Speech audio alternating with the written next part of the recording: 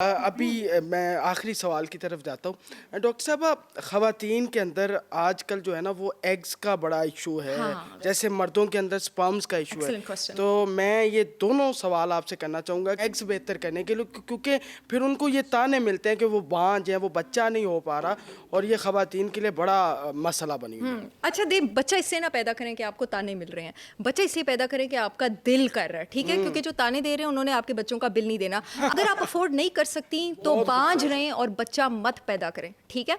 तो दूसरी बात ये कि एग की क्वालिटी कैसे इंप्रूव होती है? Folic acid, vitamin C, vitamin D और शतावरी, उससे आपके पास एग की क्वालिटी भी इंप्रूव होती है, एग का स्पैन भी इंप्रूव होता है। मर्दों में शिलाजीत भी आपके पास स्पर्म की क्वालिटी इंप्रूव कर सकता है। मक्का रूट दो तरह की होती है, एक पीली मक्का रूट होती है, काली होती है। जो पीली वाली होती है ना, मेरा प्रोडक्ट जो है उसमें पीली वाली भी है।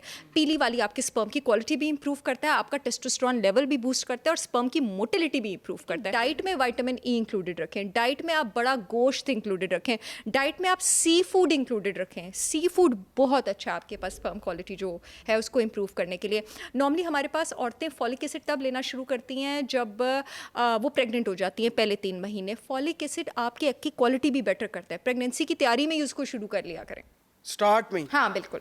ठीक है। लेकिन ये वाइटामिन्स हैं, इनको सप्लीमेंट की सूरत में लेना चाहिए या फ्रूट्स में? विटामिन सी को कभी सप्लीमेंट की सूरत में नहीं लेते। मैंने एक बार पहले भी एक बहुत मशहूर चैनल पे सेगमेंट किया था 5-6 साल पहले कि विटामिन सी हमारे पास जितना भी सिंथेटिक अवेलेबल है ना, चाहे 10,000 की बोतल भी आप उठाएंगी, वो सारा चाइनीज़ है, उसमें कॉर्नस्टार्च और सल्फ्यूरिक मिला हुआ है।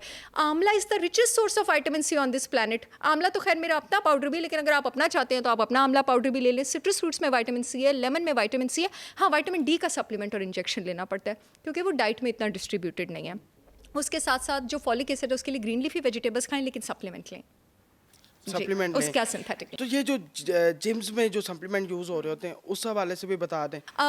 जिम में डिफरेंट तरह के सप्लीमेंट्स यूज़ होते हैं। एक सप्लीमेंट जिसके बहुत ज़्यादा हक में हूँ वो आपके पास प्रोटीन पाउडर है। जितने भी लोग स्ट्रेंथ ट्रेनिंग करते हैं, देखिए जी, जब तक आप बाहर से प्रोटीन पाउडर की मदद नहीं लेंगे ना, वो खाली आप डाइट से पूरा नहीं कर सकते। प्रोटीन पाउडर का प्री वर्कआउट और पोस्ट वर्कआउट प्रोटोकॉल होता है, यानी वर्कआउट से 30 मिनट पहले लेना है और वर्कआउट के 30 मिनट बाद भी लेना है। लेकिन आपका प्रोटीन पाउडर ग्लूटेन फ्री होना चाहिए, सोय फ्री होना चाहिए। मर्द अगर बहुत ज़्यादा सोय लें तो उनके टेस्टोस्टेरोन लेवल्स अफेक्ट होते हैं, ठीक है? और उसके साथ साथ वो आपके पास लैक्टोज और डेयरी फ्री भी होना चाहिए। वैसे मेरे अपने भी प्रोटीन पाउडर हैं फॉर मेन और वुमेन, आप मेरी भी चेक कर सकते हैं। लेकिन अगर आप किसी अच्छी ब्रांड को जानते हैं तो आप लें। लेकिन जितने भी लोग वर्कआउट कर रहे हैं, अच्छी गोश्त के साथ, दही के साथ, अच्छे मल्टीग्रेन अनाज के साथ प्रोटीन पाउडर मैंडेटरी है। अब बात करते हैं डॉक्टर साहब एक्सरसाइज के हवाले से।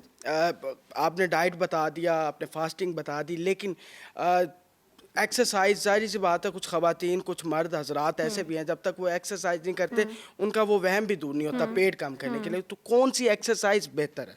अच्छा, सबसे पहले मैं बता दूं, ख़वातीन के लिए पाकिस्तान में exercise is not meant for everyone.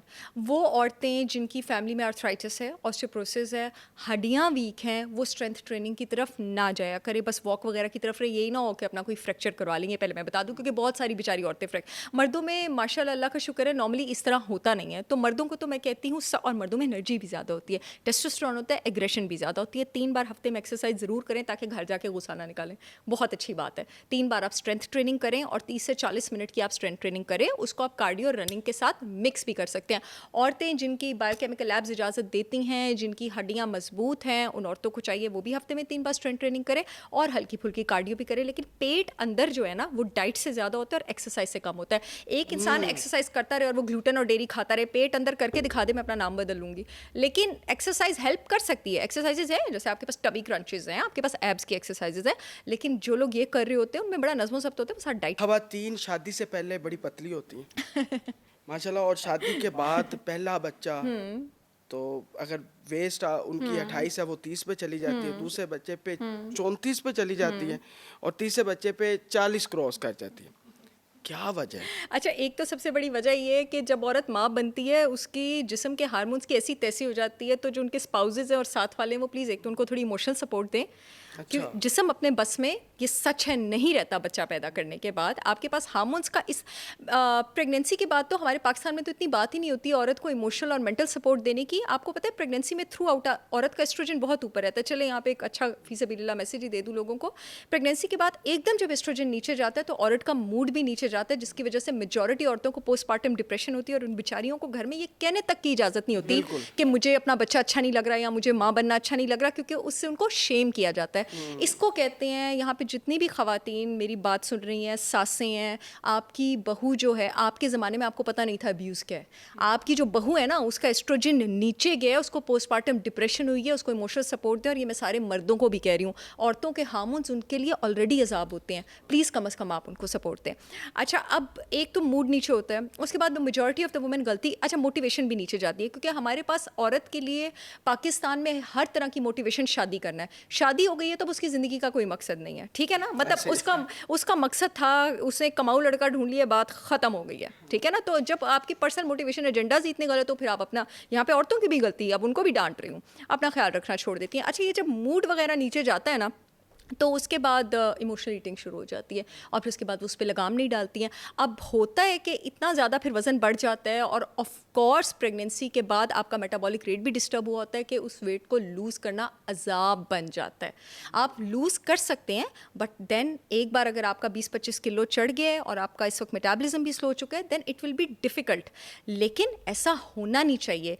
इंसान को अशरफुल मखलूक़ात इसलिए कहा हुआ है ना कि वो अपने हवासों पे काबू रख सकता है, अपनी ख्वाहिशात पे काबू रख सकता है। इसके लिए फैमिली सपोर्ट बहुत ज़्यादा ज़रूरी है। जिन लोगों को प्रेगनेंसी के बाद बहुत लोगों को आता है, 60 to 70% लोगों को इमोशनल डाउनफॉल आता है, उनकी फैमिलीज़ अगर उनको इमोशनल सपोर्ट प्रोवाइड करें तो वो इमोशनल ईटिंग की तरफ ना जाएँ, वो उनको इनकरेज करें, उनका साथ दें बच्चा पालने में, संभालने में, तो वो अपना भी ख्याल रखेंगी। यहाँ बेचारी एक औरत की शादी होती है, उसने पूरे घर का भी काम करना है।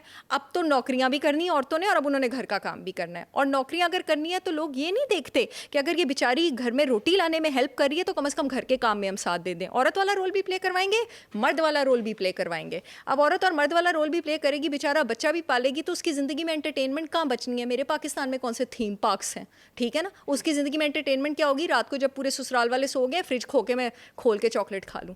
अब उस बेचारी को वो भी नहीं मिलेगी तो उसमें खुश है, वो क्या करेगी बेचारी है। फिर उसका वजन बढ़ जाएगा। खिलाए जाते हैं खवातीन, जो हामला खवातीन के लिए पंजीरियां बनती हैं, बहुत अच्छी बात है, ठीक है। और क्या वो ठीक है? हाँ बिल्कुल ठीक है। मेरा तो अपना देसी घी है, अगर देसी घी अच्छा ना होता तो मेरी ब्रांड क्यों लॉन्च करती। देसी घी का तो मैंने शोर मचाया है बहुत ज़्यादा पाकिस्तान में कि it is actually healthy for heart. मेरे अब्बू को 3 हार्ट अटैक हो चुके हैं, मैं उनको रोज़ देसी घी का पराठा खिलाती हूँ। आटा भी मेरा अपना ही है, मेरी ब्रांड का ही है।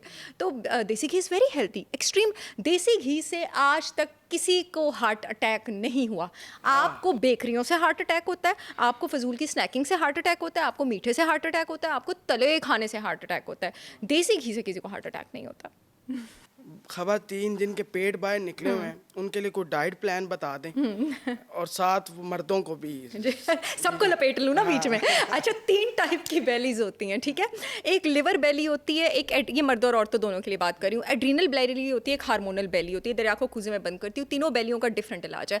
लिवर बेली का मतलब ये है जिन लोगों का पेट ऐसे निकला, वो अंकल होते हैं ना 40-50 साल के जो प्रेग्नेंट लग रहे होते हैं, वो लिवर बेली होती है, ठीक है। उसको फैटी लिवर कहते हैं, वो जो ऐसे वाला पेट होता है, ठीक है।